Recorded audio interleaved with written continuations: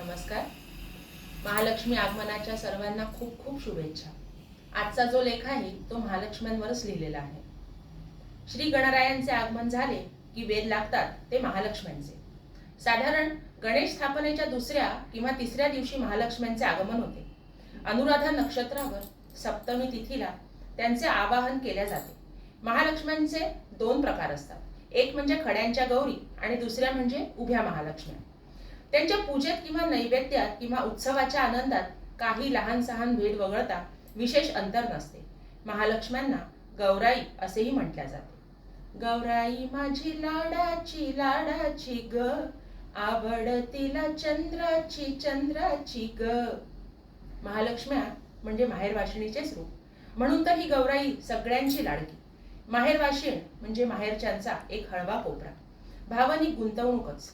म्हणून त्या घरी येणार म्हटले की माहेर नुसते उत्साहाने उधाणून जाते. वर्षातून एकदाच आणि तेही फक्त 3 दिवसाकरता माहेरवाशीण माहेरपणाला येते. मग तिची तयारी तर जोरदार हवीच, नाही का? त्यांच्या स्वागतात कुठलीही कसूर ठेवायला नको. त्यांना आवडेल, त्यांचे मन प्रसन्न होईल, त्यांना जे जे आवडेल तसेच वातावरण माहेरचे असते. म्हणून तर घराची स्वच्छता, सजावट, तयारी याकडे घरची मंडळी जातीने लक्ष पुरवतात.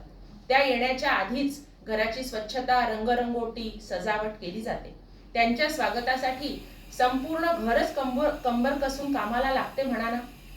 महालक्ष्म्यांना प्रिय असणारी वस्त्र प्रावरणे, दागिने, तरतऱ्हेचे पदार्थ या कशाची कमतरता राहू नये म्हणून घरातील स्त्रिया दक्ष असतात. माहेरवाशिणी नाराज होऊ नये यासाठी आवश्यक ती सर्व काळजी घेतली जाते.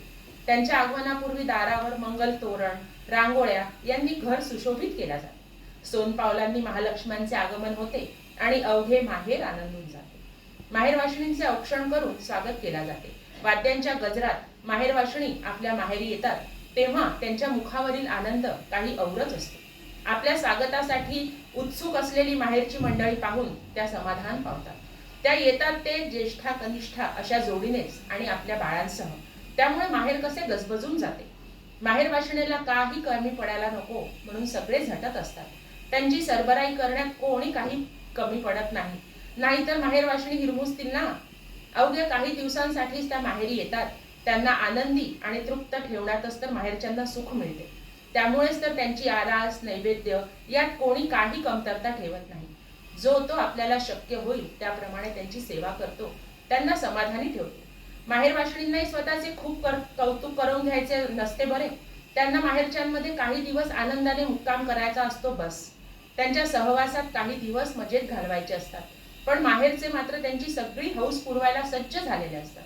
अशा प्रकारे त्यांचे आगमन झाले, विधिवत स्थापना झाली की वेद लागतात ते त्यांच्या षोडशोपचारे पूजेची आणि षड्रस नैवेद्याची. त्यांना हार फुलांच्या साजाने नटवल्या जाते. तऱ्हेतऱ्हेच्या पाना फुलांचे त्यांना सजवले जाते. नैवेद्याचा थाट तर काही विचारू नका. माहेरवाशिणींचे सर्वतोपरी कोड कौतुक करण्यासाठी अवघे माहेर सज्ज असते. त्यातलाच एक कौतुकाचा प्रकार म्हणजे पदार्थांची रेलचेल.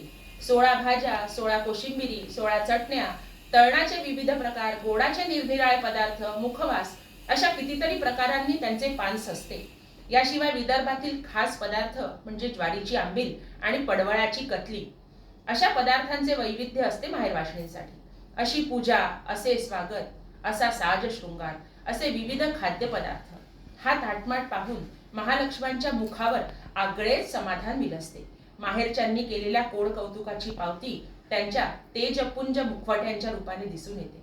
त्यांचे प्रसन्न आणि आनंदी मुखवटे पाहून माहेरची मंडळी आणि पाहुणे मंडळीही समाधान पावतात. अशी आनंदी गौराई पाहून माहेरचे लोकही आनंदतात.